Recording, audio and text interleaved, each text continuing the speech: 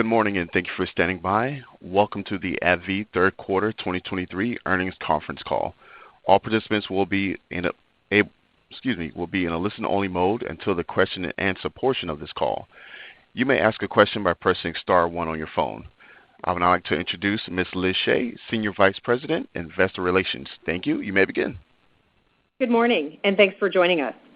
Also on the call with me today are Rick Gonzalez, Chairman of the Board and Chief Executive Officer, Rob Michael, President and Chief Operating Officer, Jeff Stewart, Executive Vice President, Chief Commercial Officer, Scott Rentz, Executive Vice President, Chief Financial Officer, Carrie Strom, Senior Vice President, AbbVie and President, Global Allergan Aesthetics, and Tom Hudson, Senior Vice President, R&D and Chief Scientific Officer.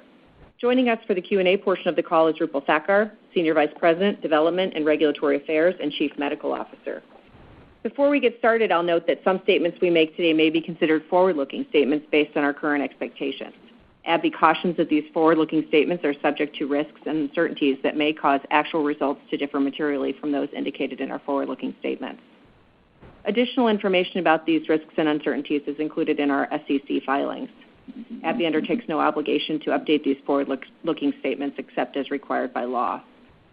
On today's conference call, non-GAAP financial measures will be used to help investors understand AbbVie's business performance. These non-GAAP financial measures are reconciled with comparable GAAP financial measures in our earnings release and regulatory filings from today, which can be found on our website.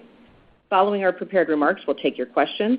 So with that, I'll turn the call over to Rick. Thank you, Liz. Good morning, everyone, and thank you for joining us today.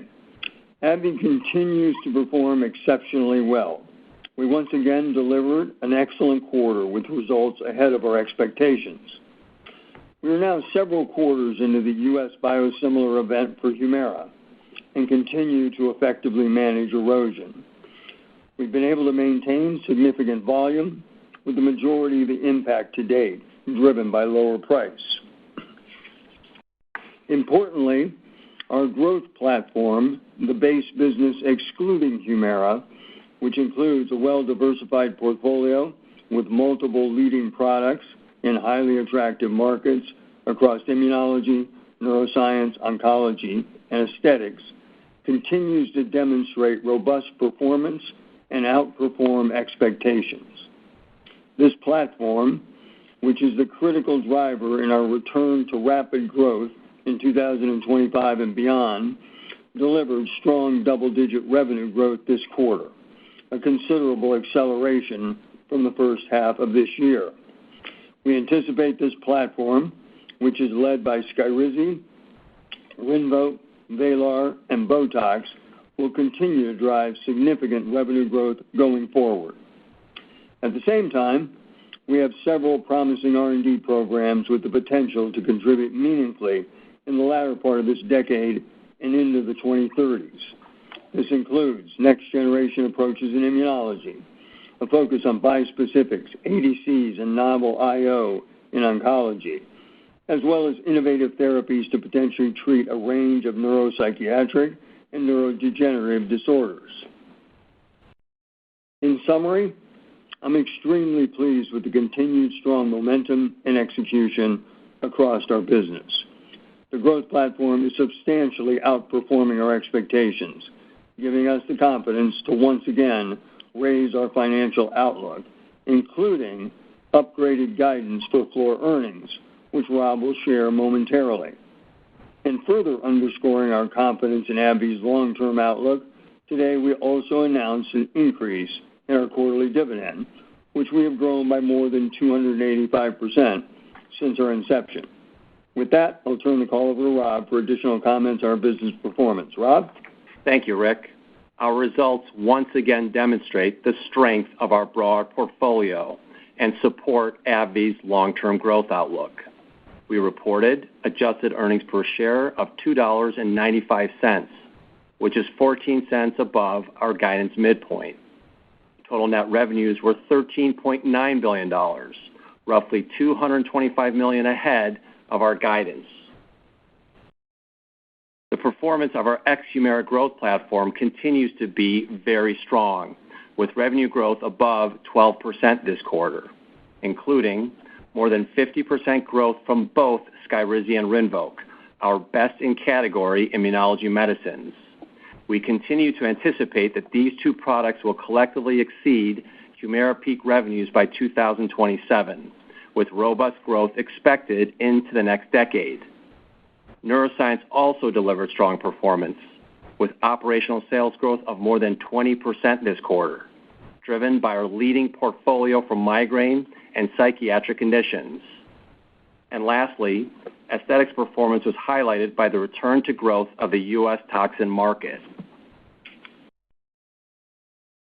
This outstanding execution across our well-diversified portfolio gives us the confidence to once again raise our near-term financial outlook. We are increasing our full-year revenue guidance by $600 million and have now raised total revenue by $2 billion since our initial guidance in February, including more than $1.4 billion from our ex-Humira growth platform. As a result, we are also raising our full-year adjusted earnings per share guidance by 25 cents and now expect adjusted EPS between $11.19 and $11.23. Given the strong momentum of our growth platform, which is significantly outperforming our expectations this year, we are now raising the floor guidance for 2024 adjusted EPS to $11, which is 30 cents better than our previous expectations. This floor guidance continues to exclude any impact from IPR&D expense. As is our typical practice, we will provide our formal EPS guidance range for 2024 on the fourth quarter call. Finally, today we are announcing a 4.7% increase in our quarterly cash dividend from $1.48 to $1.55, beginning with the dividend payable in February 2024. Since inception, we have grown our quarterly dividend by more than 285%. In summary, I'm very pleased with the strong execution across our portfolio. We remain confident in our long-term outlook, including a return to robust revenue growth in 2025 with a high single-digit CAGR to the end of the decade. With that, I'll turn the call over to Jeff for additional comments on our commercial highlights. Jeff? Thank you, Rob. We once again delivered strong results across our therapeutic portfolio this quarter. I'll start with immunology, which delivered total revenues of nearly $6.8 billion, exceeding our expectations. Skyrizi and Rinvoq continue to demonstrate impressive growth and are now on pace to deliver approximately $11.6 billion in combined sales this year. This performance is especially encouraging, recognizing that we are still in the early launch phase for both assets in IBD, an area of high unmet need where we are very competitively positioned with two complementary assets, each having generated strong response rates and durable remission across our development programs. Skyrizi total sales were $2.1 billion, reflecting operational growth of more than 50%. This robust performance includes further share gains in psoriasis, where we remain the clear market leader, capturing roughly one-third of the total prescriptions in the U.S. biologic market, and approximately 50% of in-play patients who are either new to therapy or switching.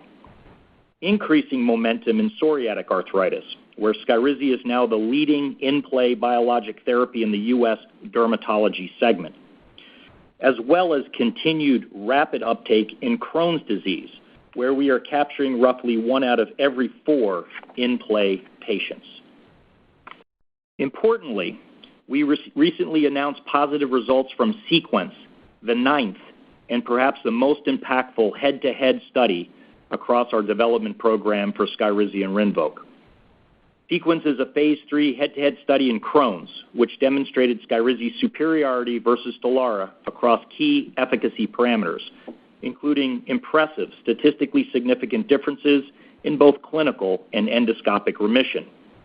The detailed data from this trial were presented earlier this month, and we plan to share the findings more broadly now via our medical personnel and representatives in the field.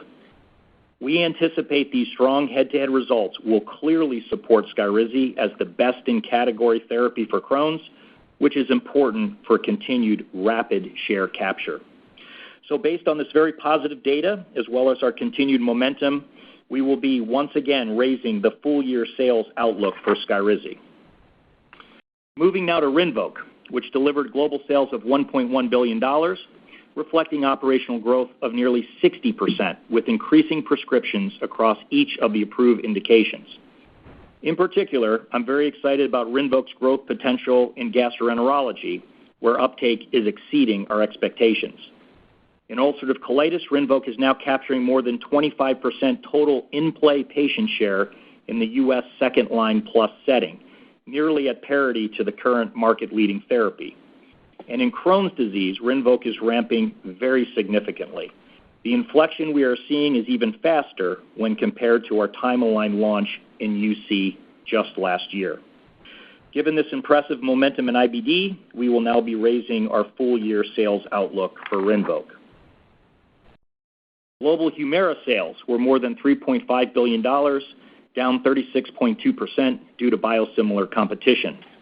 The erosion impact in the U.S. played out largely in line with our expectations this quarter, while performance across our international markets is trending better than expected.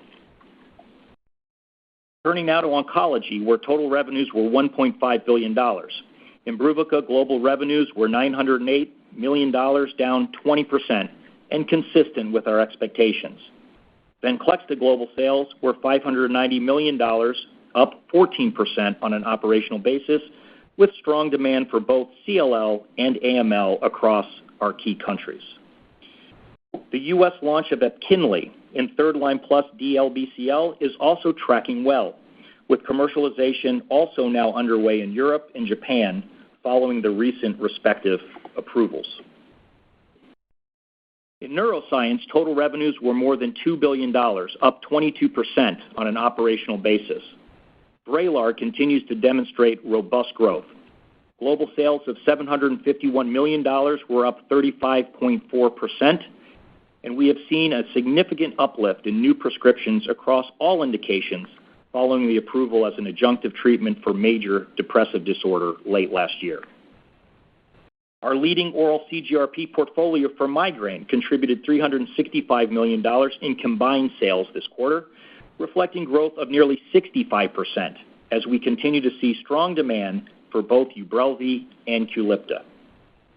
Atogepant was also recently approved as a new therapy in Europe, branded as Aquipta, where it is the only once-daily oral CGRP for prevention of both episodic and chronic migraine, further strengthening our competitive product profile and long-term growth opportunity.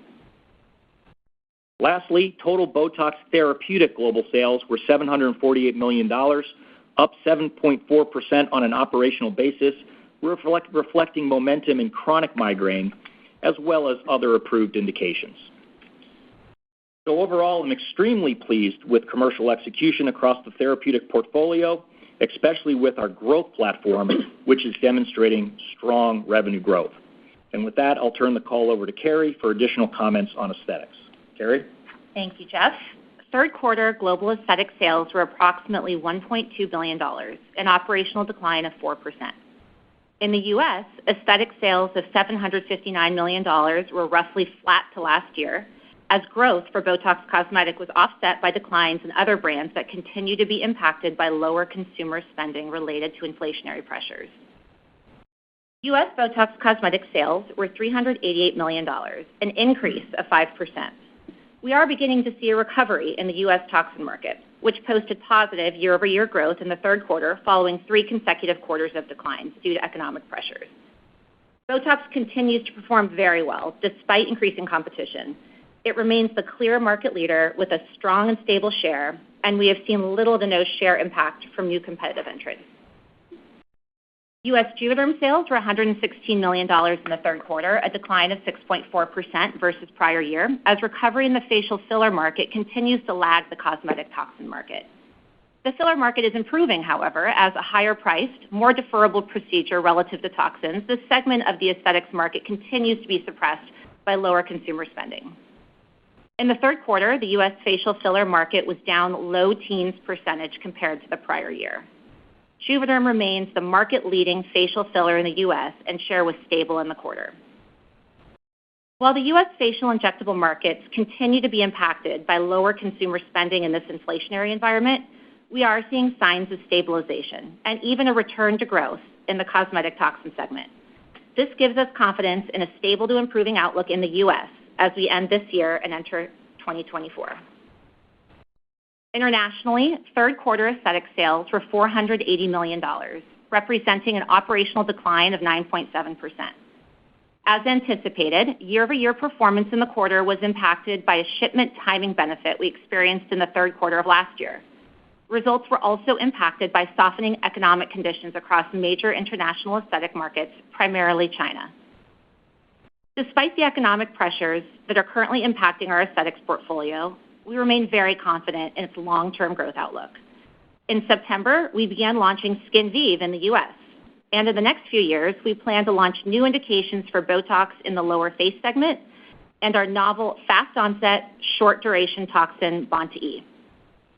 In addition to our R&D programs, we have a robust ALI technology pipeline, which will bring new tech products into the U.S. market to help our customers acquire, retain, and cross-sell more aesthetics patients.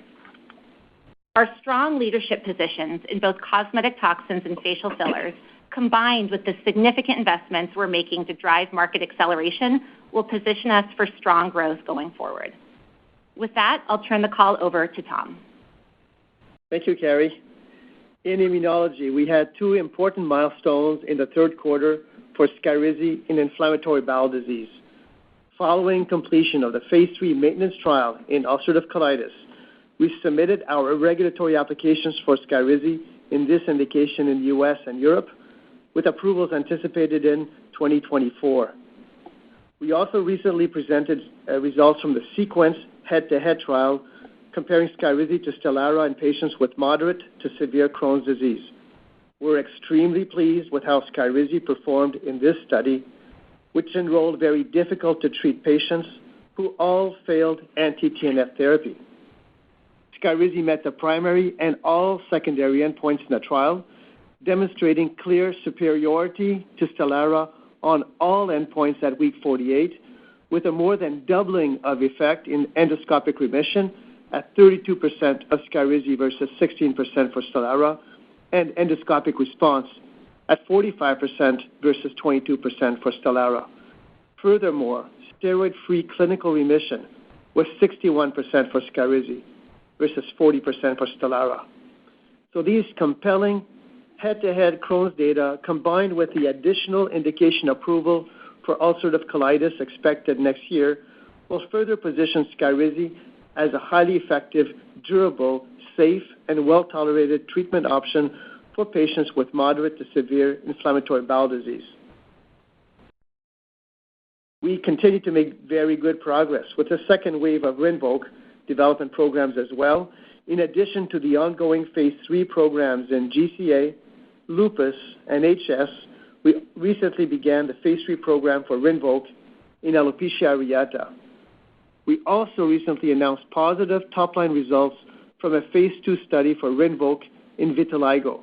In this study, Rinvoq met the primary and all secondary endpoints at week 24, demonstrating a significant improvement in both facial and total body vitiligo scoring measures compared to placebo.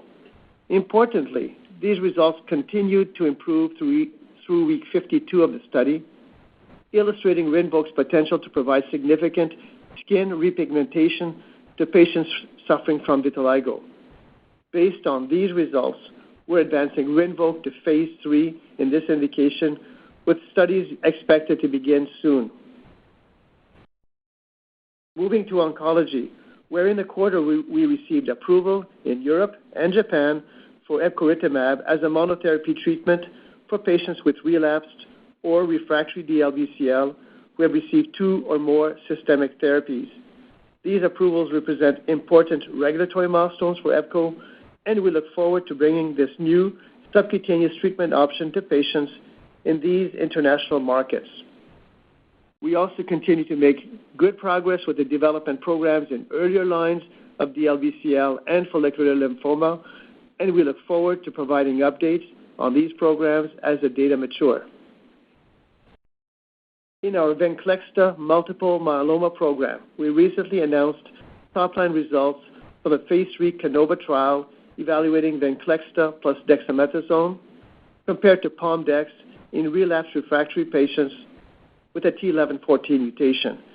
In the study, the primary endpoint of IRCSS PFS was longer with Vendex versus Pomdex, but did not meet statistical significance. The Venclexta combination also resulted in numerically higher response rates and longer overall survival compared to Pomdex. While the differences in efficacy measures were not statistically significant, we believe the totality of the data show a benefit with the Venclexta combination, and we plan to discuss the results with regulatory agencies. We'll provide updates on the program as they become available. Behind Venclexta, we have several exciting multiple myeloma programs emerging from our earlier stage pipeline. We continue to make good progress with our BCMA CD3 bispecific ABBV-383, where we're nearing completion of the dose optimization work and are on track to begin phase 3 studies in the first half of next year. At an upcoming medical meeting, we plan to present updated phase 1 efficacy and safety results, as well as monthly administration dose data. We're also making good progress with our next-generation BCL2 inhibitor, ABBV-453, which is currently in phase 1 studies, and will provide updates as the data become available. Now moving to neuroscience, where in the quarter we received approval for Aquipta in Europe, which is now the only oral CGRP antagonist approved in Europe for prevention of both episodic and chronic migraine. And lastly, in our aesthetics pipeline, we recently announced top-line results from a second phase 3 study evaluating Botox in platysma prominence. Similar to results from the first phase 3 study, all primary and secondary endpoints were met, with Botox demonstrating a significant reduction in platysma prominence and vertical neck bands. We anticipate a regulatory submission in the U.S. near the end of the year. In addition to indication expansion for Botox, we continue to advance our novel toxin pipeline.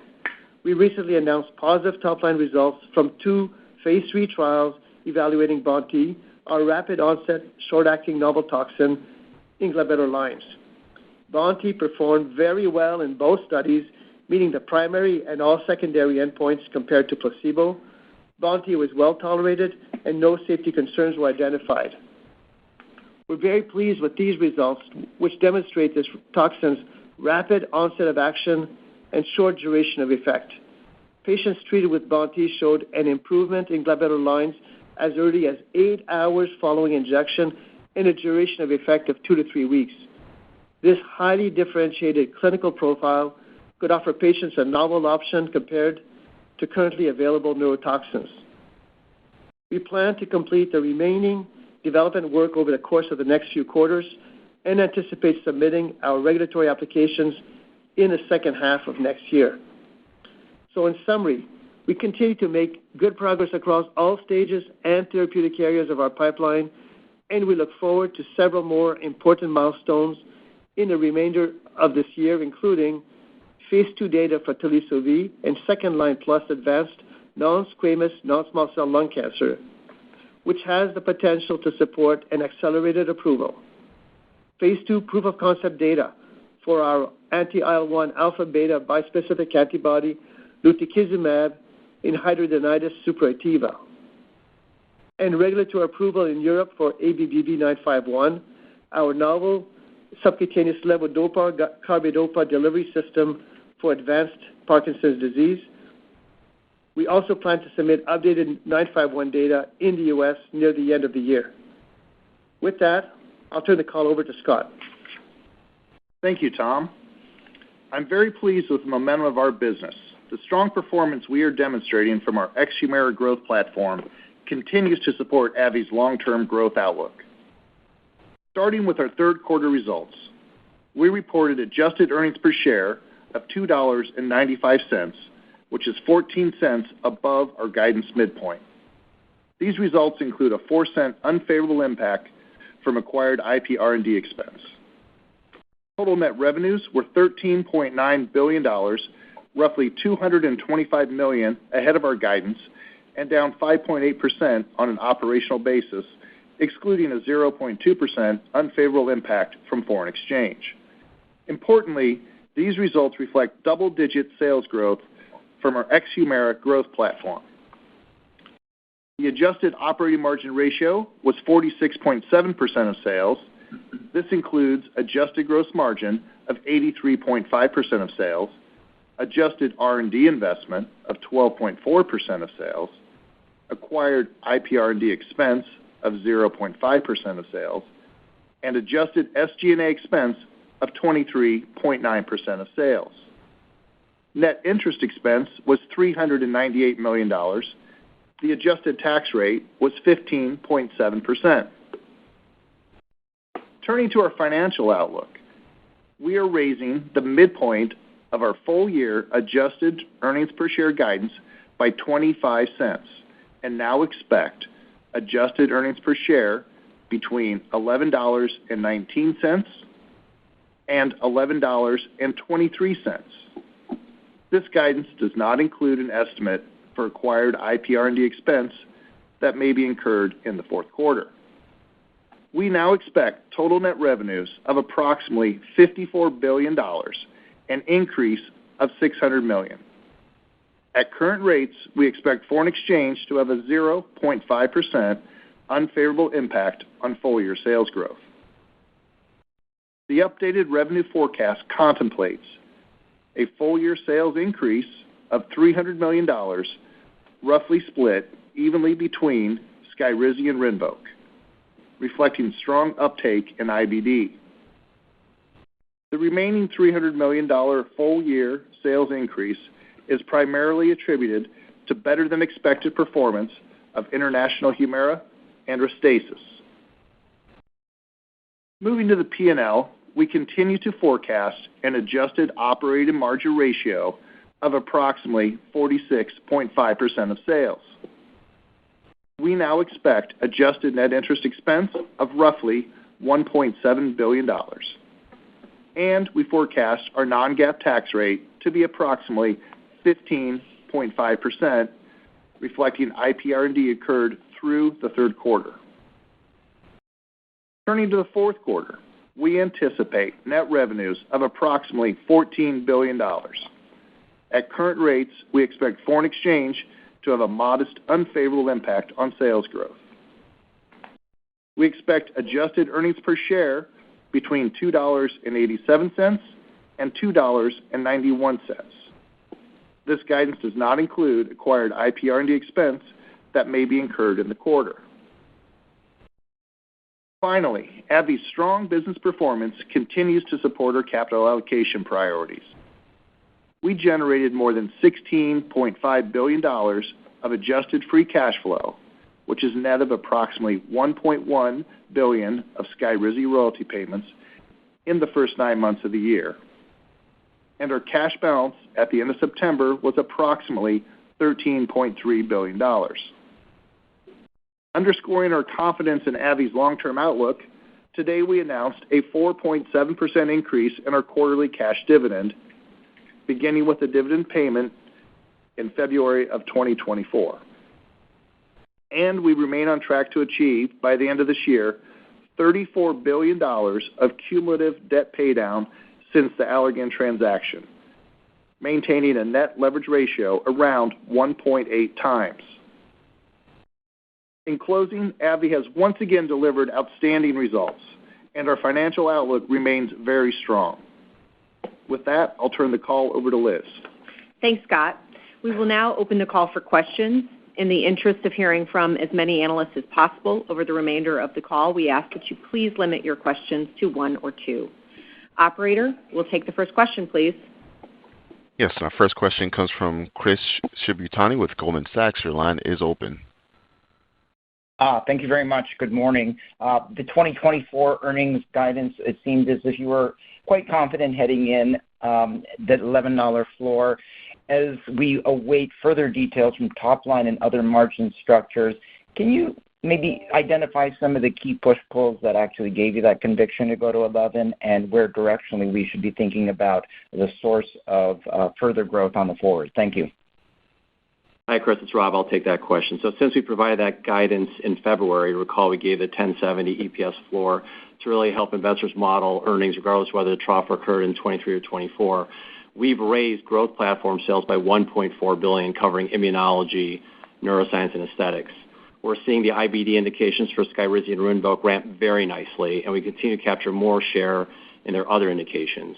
Both Vraylar and our migraine portfolio have outperformed our share forecast, and the strong recovery of Botox has led us to raise guidance for aesthetics twice this year. So given the clear overperformance of the growth platform, we decided to raise the floor to $11 ex-IPR&D. We hope this provides investors with a view of the low end of the 2024 guidance range and also confirms that 24 will indeed be the trough year.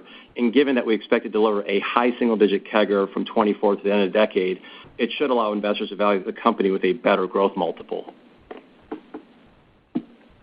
Thanks, Chris. Operator, next question, please. Yes, our next question comes from Mohit Bansal with Wells Fargo. Your line is open. Great. Thank you very much for taking my question. And I have a question regarding aesthetic. So it seems like you are keeping the guidance here.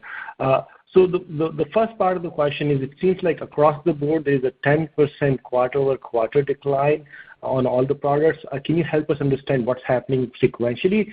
And then if you are keeping the guidance, it seems like there would be quite a bump in fourth quarter. So how should we think about that? Maybe I'll start. This is Rob. I'll start with your question. So one thing to keep in mind is that we mentioned in the last call that we had some dynamics in the international market when you look at the growth rates where, we had more difficult comparison because of some of the some stocking that occurred in the prior year. So that's something to keep in mind. We also do have a certain amount of seasonality that occurs in our business in the U.S. in particular. So those are things to keep in mind. I'd say as we look at it, we're very encouraged by the return to growth of the U.S. toxin market. Botox is performing very well, and we're certainly doing a very nice job maintaining our share position despite competitive pressure. So I'd say, we're very pleased there. I'd say on fillers, what we're seeing is probably more of a lag in the recovery. And if we've studied this market historically, we do tend to see a lag, and that's really relative to if you think about the price point for fillers versus toxins. It's natural to assume that the recovery will take a little bit longer. So we are seeing that recovery take a little bit longer, but we're still very, very encouraged by the trends we're seeing. We're very excited about the new fillers we've launched, both SkinVive and Volux. We're starting to see some nice share momentum come from those new introductions. And so that, from that standpoint, we feel very good. And then as we've been monitoring the situation in China, as all of you, I'm sure, have been watching very carefully, we saw, as you recall, a very strong recovery in the first half of the year. We've seen it moderate, and we're keeping a close eye on that. And so that's, something we're obviously paying a lot of attention to. Now we look at the rest of the international business, it's growing nicely. And so as I think about the guidance for this year, I'd say we're fairly close. I'm not overly concerned. We don't adjust guidance for plus or minus $100 million. If it was greater than that, we would consider it. So that's something to keep in mind.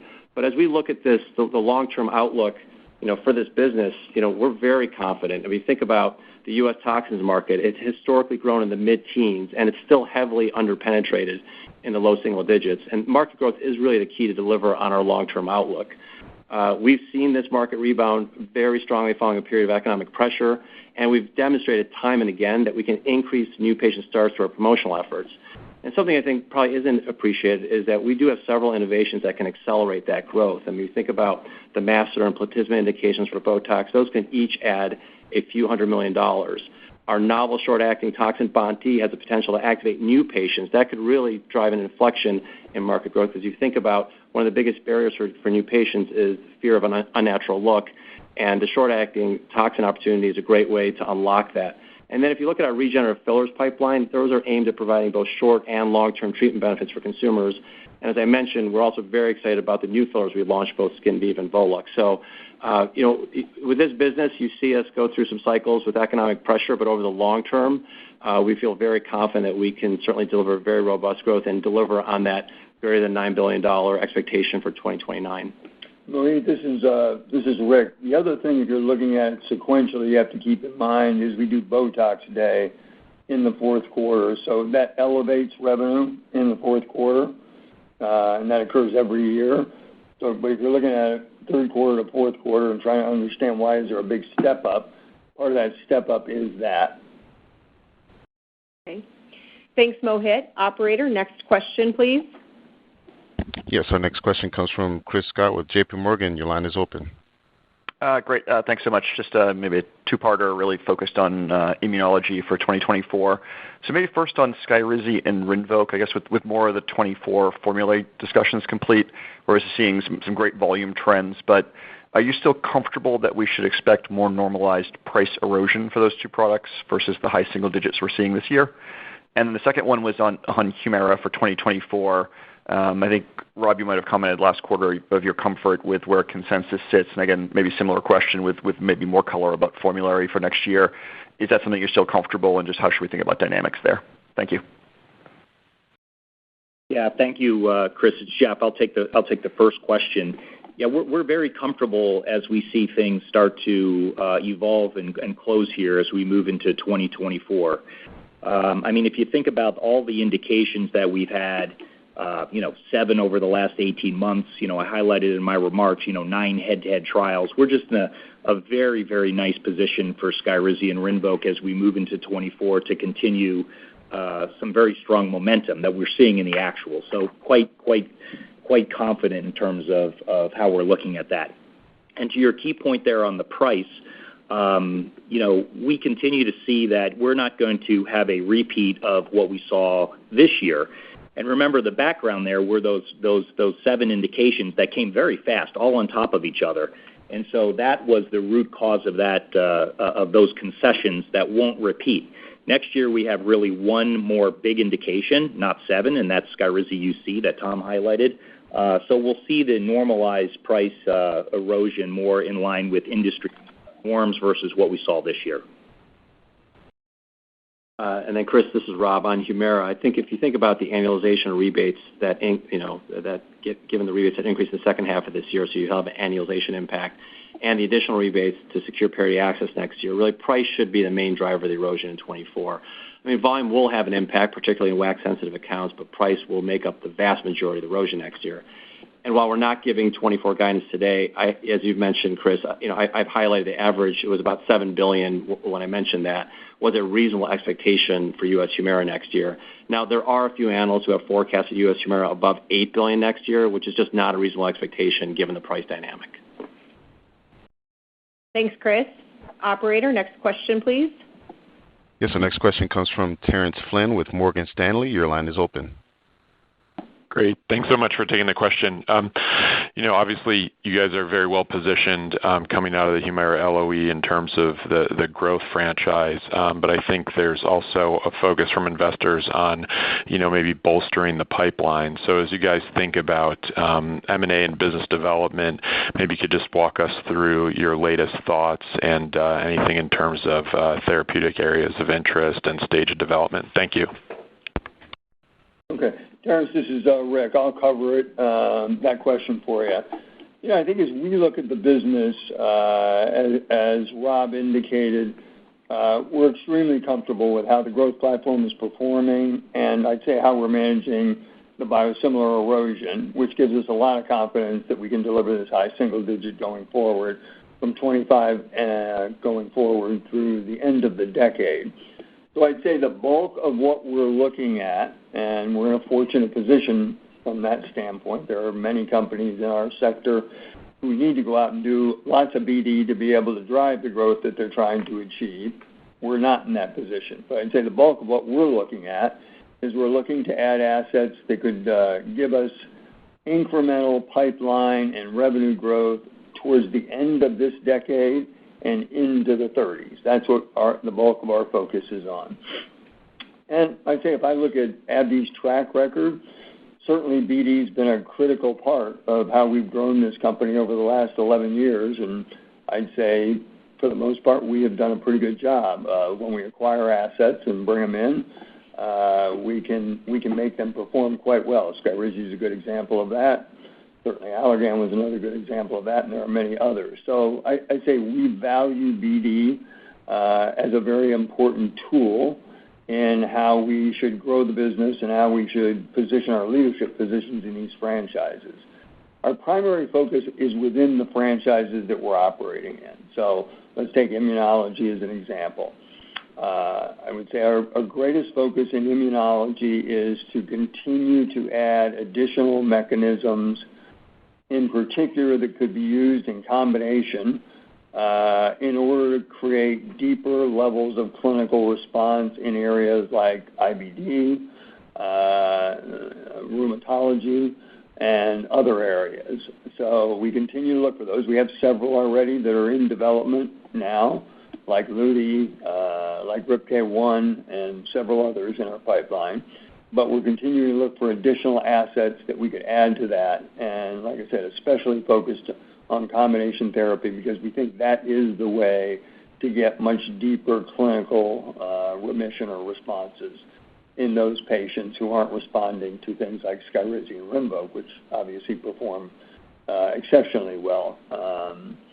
So that's a big area. Oncology is another big area. We have a high level of interest in next generation CAR T technology. We have a high level of interest in T-cell engagers beyond our BCMA product. I think as we look at that asset continue to develop, we are very convinced it has a best-in-class profile, and it shows us that for the right indications, T-cell engagers can be extremely effective, and they're much easier to use and can be much more broadly brought to patients than CAR Ts, at least the current version of CAR Ts. So I'd say that's an area that we have a high level of interest. In psychiatry, we're interested in additional assets in anxiety and mood, and a variety of other assets, but that gives you some feel for it. And we obviously have the financial wherewithal to go out and do transactions. We need to make sure we find the right transaction, so it's a value-enhancing asset for the company. And when we find them, we will act on them, and we will act on them quickly. Thanks, Terrence. Operator, next question, please. Yes, the next question comes from Tim Anderson with Wolfe Research. Your line is open. Hi, thanks for taking our question. This is Alice Nettleton on for Tim Anderson. A question on obesity and its interface with I&I and a lot of other drug categories, frankly. Our view is that payers have to cover obesity medicines, and if that's correct, it's a big expense, and payers will be looking for offsets. One offset would be for payers to squeeze other therapeutic areas as hard as they can. An example could be I&I, where there's now a really good product, your own Humira, at a much lower price. So we're wondering how much payers might start to force a step edit for products like Skyrizi. It's a relevant question because yesterday, one of the issues Bristol noted with its Sotyktu product is step edits, and they cite biosimilar Humira as the reason. Thank you. Yeah, hi. Thank you for the question. It's Jeff, and I think you've got to take a step back, regardless of the obesity issues, and think about the overall strategy that we pursued, which was one of fundamental distinction. And I'll take your point over some of these head-to-head trials, and there's 9 of them, right? So if you take Skyrizi, just in psoriasis, we have gross superiority versus every mechanism in the category. So a head-to-head of gross superiority versus Humira, versus the leading IL-17 Cosentyx, versus the oral Otezla, and we also have versus Stelara. So fundamentally, when payers think about stepping or not stepping or how they would think about that, there's a medical dynamic there, and that distinctiveness that we have across our program is very, very important to help manage maybe the urge of the payers to think of formulary structures like that. If you think about your comments that you have that you heard yesterday or the day before, that's a very different dynamic. I mean, if you're not that different or you have the same efficacy as a Humira, it's not going to go that well on some of these formularies. And so I think you got to take a step back and look at the fundamental distinctiveness that we have on both Skyrizi and Rinvoq. And I think my last comment would be, let's take Rinvoq, which is growing very fast, 60%, okay? all of that is in the second-line plus setting. So from a strategic standpoint, it's already stepped. And so when you take a look at those dynamics, we remain quite confident that as we rely on the power of raising the standard of care, that will help us navigate any of these scenarios, whether it's related to obesity or not. Thanks, Alice. Operator, next question, please. Our next question comes from Vamil Divan with Guggenheim Securities. Your line is open. Great. Thanks for taking my questions. I hope you can hear me. I'm in transit right now. But the two questions I have actually, one is maybe building on Karen's question around business development boosting the pipeline. I think we get a lot of other questions just around sort of maybe underappreciated assets within your pipeline. So I don't know if you maybe just comment on that, and if there's a couple assets that you can point out that you think people are overlooking, or there might be some underappreciated upside. And then the second one is just on this charge you took today or this quarter on Imbruvica regarding the Medicare drug pricing program. And obviously I understand sort of why you did it. I'm curious on the amount and the timing, so why you did it now as opposed to maybe waiting to see how the lawsuits play out or the negotiation process plays out. And then in terms of the amount, or how what your assumptions were, as much as you can share. Obviously, there's competitive dynamics here too, but sort of what you're assuming around the impact that this program would have on the pricing of Imbruvica as you made the charge. Thank you. Obama, this is Rick. I'll take the first question, and then Scott will take the second question. So on the pipeline, I think as I look at the pipeline and how we built the pipeline and how it's playing out, I don't know that I would call it underappreciated because you don't necessarily have access to all the data that we have on some of these programs. But we obviously invested significantly over the last several years in rapidly developing the indications for Rinvoq and Skyrizi, and a lot of our focus had been built around that. But in parallel, we were advancing a number of other programs along the way. And I would say the investment that we made on Skyrizi and Rinvoq are pretty clear, the kind of return that we are getting for those assets. I mean, they're growing at a phenomenal rate. In fact, in the not-too-distant future, the combination of those two products on a running rate basis will be larger than Humira, to give you some idea of how rapidly those products are growing and how large they are. But if I look at our pipeline, the real meaningful programs that we have in our pipeline that will be true needle movers for the company, there are several of them that are advancing now that I think we have a high level of confidence in. 400, our topo warhead platform, with our CMET version of that. We're seeing very encouraging data in CRC. We'll follow that with non-small cell lung cancer. And that platform is demonstrating to us that it is a broad-based platform that we can expand to a number of other areas, and that should be a fairly significant opportunity for us going forward.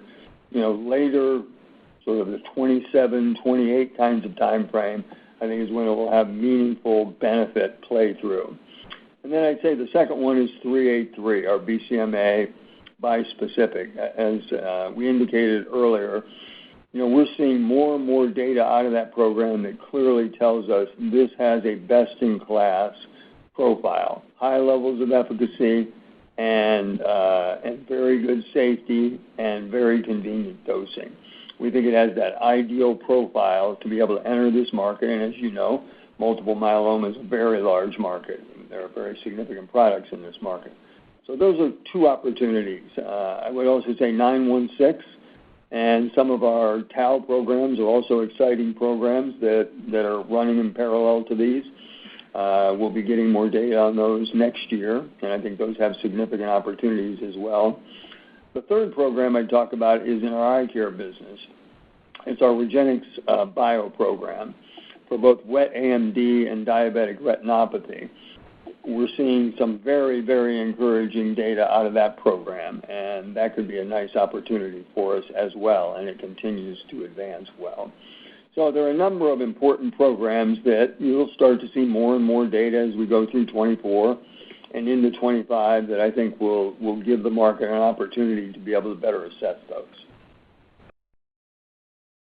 Well, this is Scott. With respect to your question on the Imbruvica charge, so I think a couple of things. As we have signaled in some of our regulatory filings, our last 10Q, for instance, we had indicated that if Imbruvica were to be selected in the negotiation process under the Inflation Reduction Act, that there would likely trigger an impairment. And so we had anticipated that this would be happening. And so the timing really relates to the fact that under the rules, you have to look at the fair value of that intangible asset with respect to future cash flows. And so the accounting rules would require that we would make that analysis upon selection, as we had kind of previewed in our filings.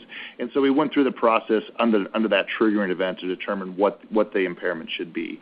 And I would say that when you look at that impairment, the magnitude of the impairment is driven by a number of factors, but really one of the biggest factors that you're seeing there is it requires you to discount the future cash flows. So as we calculated the future cash flows, looked at what we had assumed was a reasonable assumption on the price, we discount those back, and so that creates part of the magnitude of this adjustment.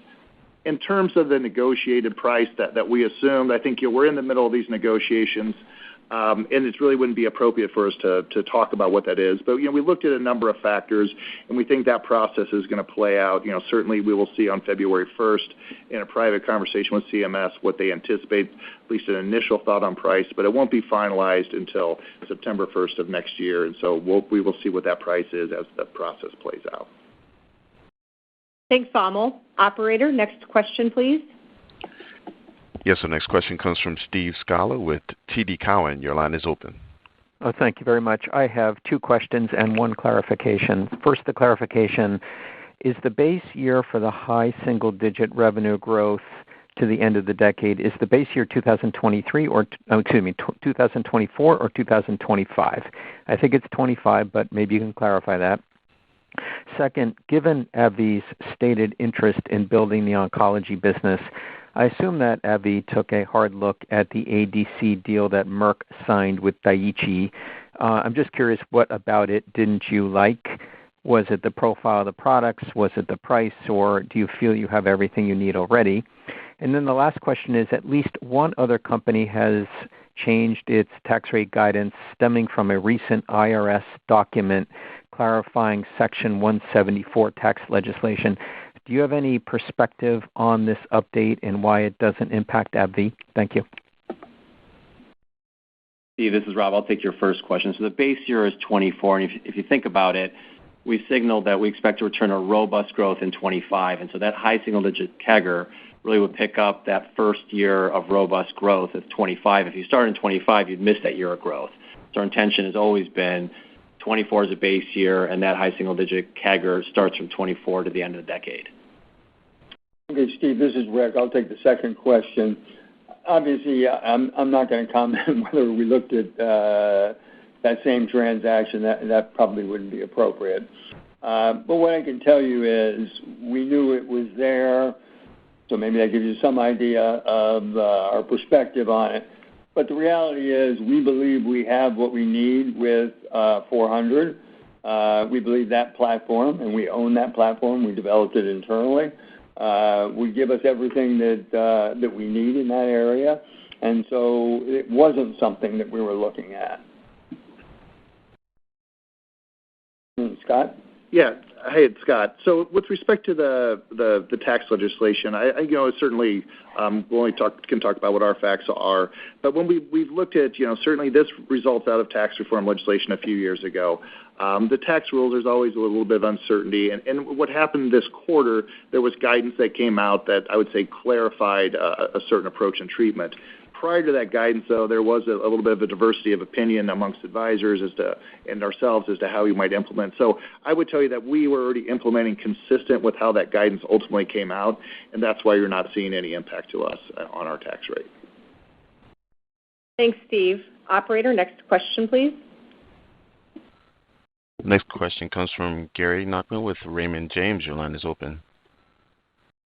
Great. So first, back to the trough raise in 2024. How are you thinking about spending levels for both SG&A and R&D into the trough year next year to set up for growth in 25 and beyond? And you have a better sense of where the operating margin might end up next year?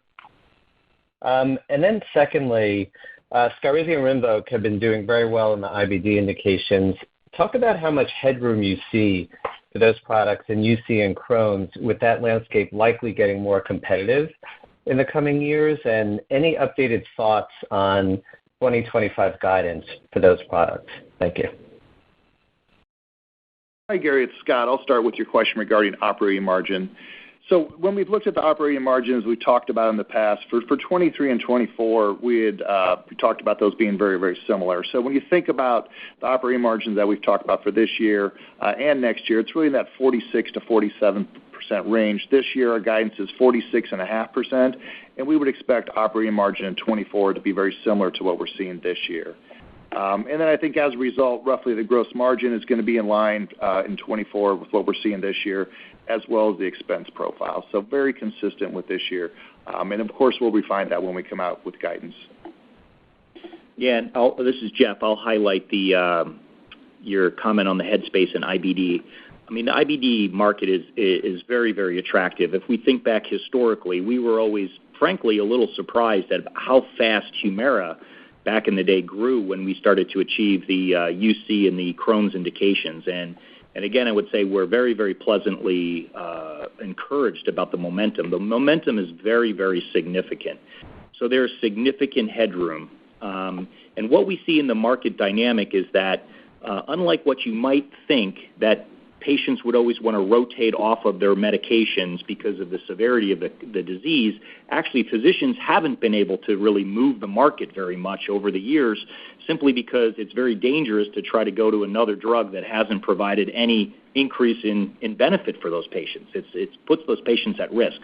So when you look at what Tom had highlighted, our ability with two complementary assets, for example, in the U.S., Skyrizi position in the early lines, Rinvoq position in later lines, both of which have exceptional performance criteria versus the market, that gives us a lot of confidence. The other thing that gives us a lot of confidence, because there will be more competitive entries in the future, is we think our profiles are going to hold up exceptionally well. And then there's the commercial executional component. In most of the countries around the world, we have dual sales forces that basically will carry two products with four big indications. So our ability to compete in the market for share, even as it gets a little more competitive over time, is still going to be very, very strong. So lots of headroom in the market, lots of unmet need in the market, and we believe we have the best position in the market for the foreseeable future. And Gary, this is Rob. On your question regarding 2025 guidance, we do periodically update the long-term guidance for our portfolio. We're obviously very pleased with the momentum we're seeing both from Skyrizi and Rinvoq, particularly in IBD. If you recall, last time we provided guidance for Skyrizi, we had about $2.5 billion of revenue in IBD in 2025, and it was $1.8 billion for Rinvoq. And those are obviously ramping very nicely. We have a lot of confidence. We periodically update that guidance. We'll find the right time to provide a holistic update to our long-term guide, but clearly the momentum is there. And the street reflects that too. I mean, if I look at consensus now for Skyrizi, I think it's around $11 billion, so it's $1 billion higher than our 2025 guide. So I think the market's recognizing the strong momentum, and we'll update that long-term guide holistically at the appropriate time.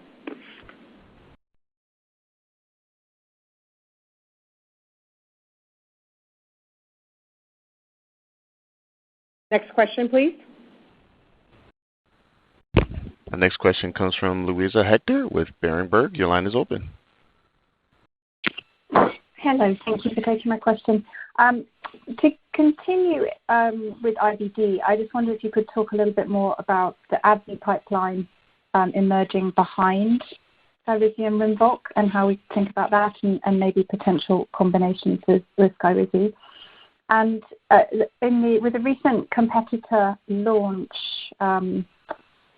in psoriasis with a label where the FDA has asked for mention of CNS safety warnings, I wondered whether the FDA has mentioned anything to you about a review of label in that regard. Thank you. Hi, it's Roopal. I'll take the IBD question.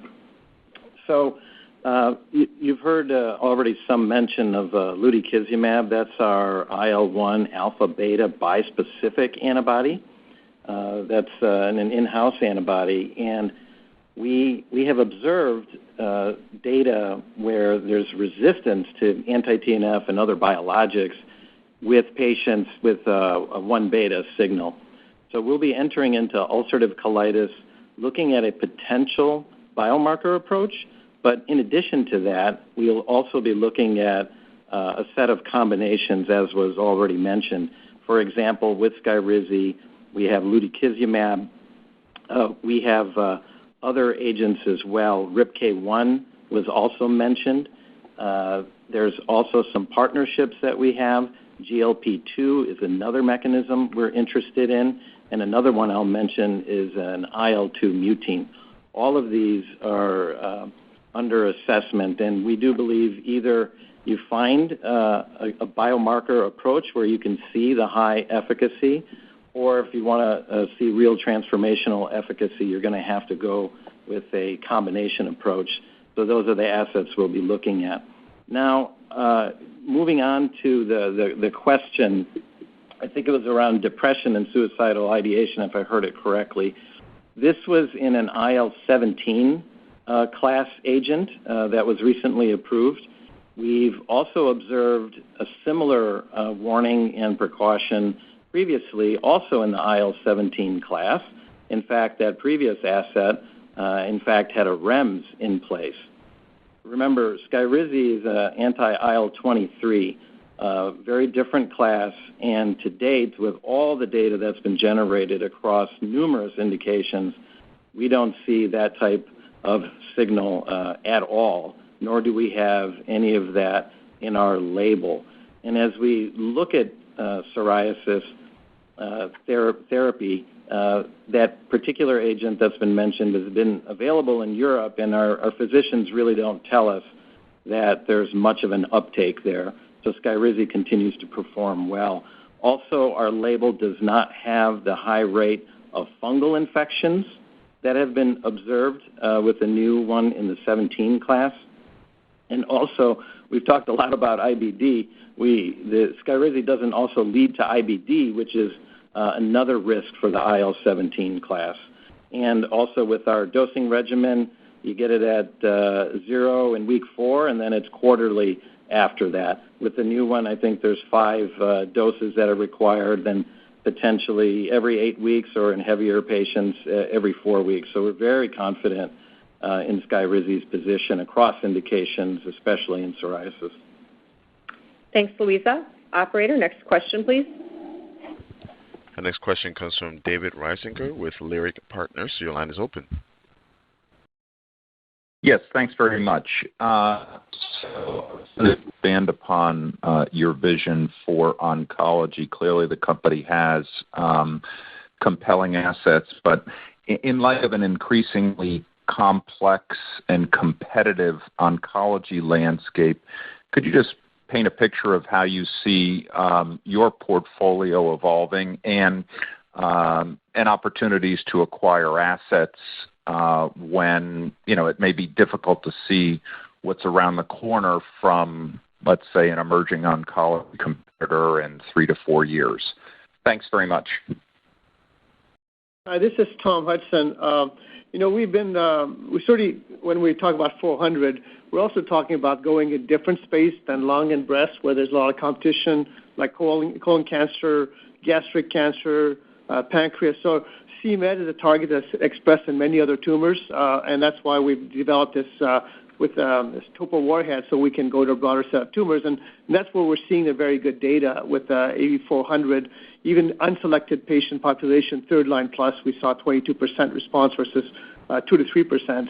What's also interesting about this is it's not just for colon cancer, but most chemos, most treatments in GI tumors have a lot of toxicity, a lot of diarrhea.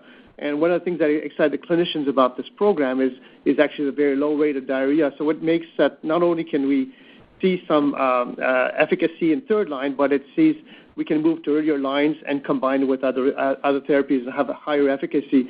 So there's a lot of unmet need in GI tumors, and so this data, again, we're going to have more data in our next cohort at the end of this year in CRC. We'll have different doses, and we'll also have potential cutoffs of biomarkers. So moving very well, but to actually in a big space in GI tumors, as I mentioned, even our GARP program, also where we've shown the best data is in liver cancer, where c-Met's also expressed. We have opportunities to go explore places where there's a big unmet need and the competition is not the same. Now, the other targets, because we talked about Topo platform, we have others, 706, which is already in the clinic with CES6. Next year, we'll be going to 2 other indications, for which there's less competition in terms of ADC space. So our strategy is actually to go and bring this an offering to a lot more cancer patients. I'll start there. I'll stop there. Or then maybe in heme, maybe. Roopal. It's Roopal. Thank you. Let me add on a little bit. I think you may be also reflecting on some of the ESMO data that came out. I will mention lung a little bit. We still see an opportunity with Teliso-V. We're going to get data later this year. But what we've already observed is 50% ORRs in a biomarker-selected population in the EGFR wild type. If you look at some of the data that has come out, the ORRs are probably right around 20 to 30%. We don't have all the breakdown of all the different lung subtypes, but one approach is to use a biomarker and then select the patient population rather than going so broadly that was observed at ESMO. The other thing I would say, reflecting on the data that came out, if you looked at EGFR mutants in lung, you see some higher levels of efficacy either in the front line or second line in that space, but that comes at a cost, and that's a chemo-like adverse event profile. And those are things like nausea, vomiting, stomatitis, alopecia, fatigue. These are things that you may see slight increases in efficacy, but clearly patients don't want that.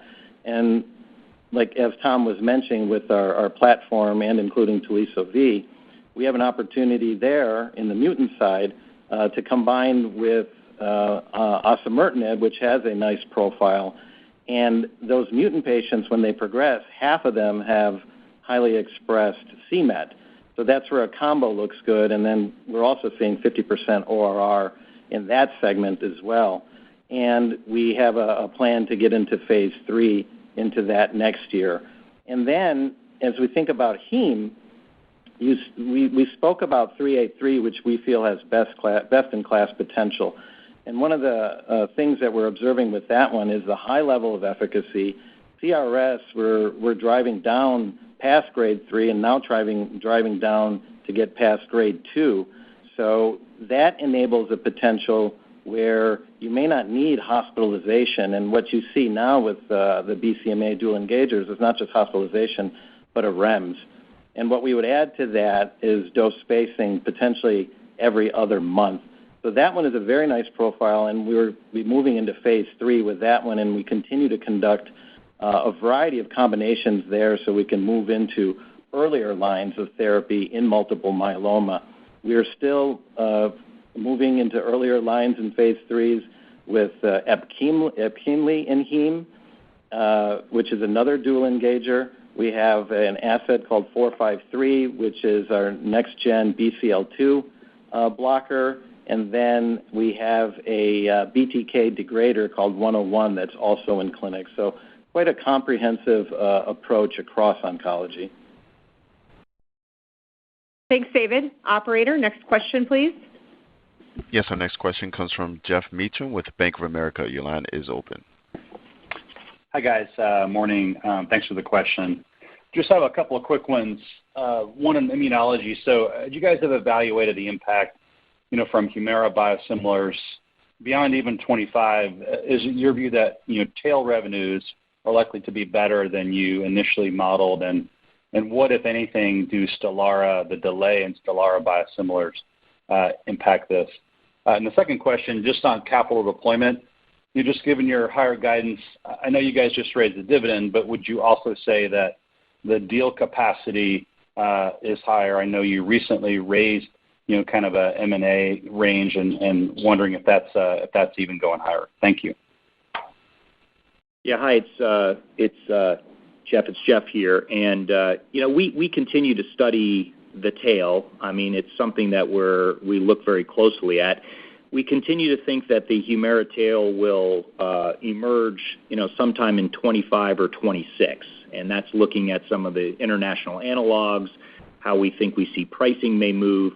I mean, the one thing that we do believe is that, you're not going to have a small molecule-like tail, which is virtually nothing. There's going to be a subsegment of patients that are going to stay on Humira. It's going to be modest, whether it's, low price or low volume, but it'll be there, even in an interchangeable world. We don't necessarily believe that since we've outperformed here in volume in 23, that's going to fundamentally change our view on the tail at this point. And again, we're still highlighting that. In terms of Stelara, obviously we think in the U.S. that will not come until, and I think it was recently confirmed this week, until sometime in 25. And so overall, we think that's a modest net positive for AbbVie in terms of how that may play out. But that's not the primary driver of our strategy. Our primary driver of the strategy is how distinctive we are across our indications with Skyrizi versus Stelara, which I've already highlighted. So hope that helps. And Jeff, this is Rob. You're right. We did lift the cap. We had put that $2 billion BD cap in place while we were rapidly paying down debt, and we lifted that at the beginning of this year because we essentially, by the end of this year, we're going to have paid off all the incremental financing from the Allergan transaction. As Scott mentioned, our net leverage ratio is around 1.8 times, and I have said previously that as long as we have a path back to 2 times net leverage in 2 to 3 years, that's the way we're thinking about, balance sheet capacity. So as we look at it, there's nothing from a balance sheet capacity standpoint that would limit us today from pursuing the opportunities we'd be interested in. So that's not a limiting factor. And to the extent that we continue to raise guidance and perform more strongly, that just means there's even more capacity. But at this point, that's not a rate limiter for the types of opportunities we'd be interested in. Thanks, Jeff. Operator, next question, please. Our next question comes from Evan Seigerman with BMO Capital Markets. Your line is open. Hi, all. Thank you so much for the question and congrats on the progress. So I just wanted to touch on the dividend growth. So at first glance, it seems that your dividend growth, while impressive, is slowing a bit relative to other recent periods. Maybe you could help us understand kind of what's driving this dynamic at play. Is it concerns around near-term performance of key products, Humira erosion continuing next year, or are you preserving capital for use elsewhere? Maybe some color on that would be very helpful. Thank you. So, Evan, it's Rob. If you think about it, we're delivering dividend growth, both in 23 and 24, while earnings are not growing, right? So then you look at the payout ratio we're going to be in the mid-50s, and we have said that, over the long term, if you look at just across the industry as well, I'd say a good target is in the mid to high 40% payout ratio, which would mean that during this period where you see your payout ratio go up in the future, we're very committed to growing the dividend. We'll continue to grow the dividend, but we would expect then earnings would grow faster than dividend increases. So I would say we've gone through this period for a couple of years where we are still delivering a very nice dividend growth despite earnings declining. But given our commitment to that dividend, we're going to continue growing it. We'll likely see it step up from here, but not at the same rate as earnings growth because that payout ratio right now will be sitting in the mid-50s. So that's the way we think about it. Over the long term, we want to deliver a healthy, sustainable, growing dividend, and so we have a long view on this, and we are committed to delivering that growth to investors. And so that's the way we're thinking about it. We're going through a period of a couple of years here where earnings aren't growing, and then when we see us return a robust growth, we'll step up that dividend again. But that's a dynamic that we're balancing here. Thanks, Evan. Operator, we have time for one final question. Yes, our last question comes from Trung Huynh with UBS. Your line is open. Hi, guys. Thanks for squeezing me in. I've got two. Just one, a confirmation on the trough, and then one on aesthetics. So on the trough in 24, you mentioned that costs, you will have the same margin in 24 as 23. So is it going to be a trough year on sales rather than the trough being driven by costs? And then second, again, just lots of noise on GLP-1s impacting aesthetics. You've commented before on fillers and Ozempic face in the past, but there's potential impact on body sculpting. Is this actually anything that you're seeing coming through yet in the sales? And overall, is this trend a net positive or a net negative for you? Thanks very much. So, Trung, this is Rob. So clearly we've communicated a floor for earnings, and Scott previously mentioned that expect a similar level of operating margin year over year. And so, you can model the sales accordingly. It should be fairly clear. Operating margin profile. Operating margin profile, yes. So we said the 46 to 47% is the way to think about operating margin profile in 23 and 24. We've given you the $11 EPS ex-IPRD as a floor for next year. So I would suggest using those parameters to model revenue. Carrie?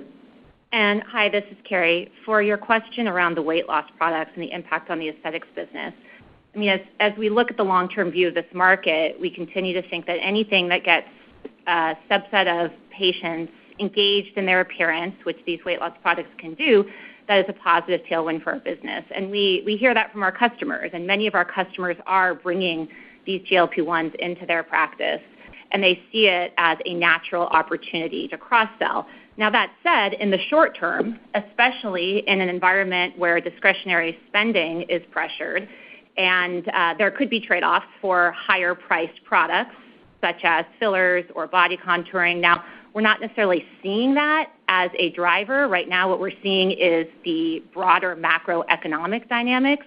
But, in the short term, that could be a trade-off in terms of share of wallet. But absolutely in the long term, this is something that is going to help patients get engaged in aesthetics and be an opportunity for cross-selling. Thanks, Trung. And that concludes today's conference call. If you'd like to listen to a replay of the call, please visit our website at investors.abbvie.com. Thanks again for joining us. Thank you. That concludes today's conference. You may all disconnect at this time.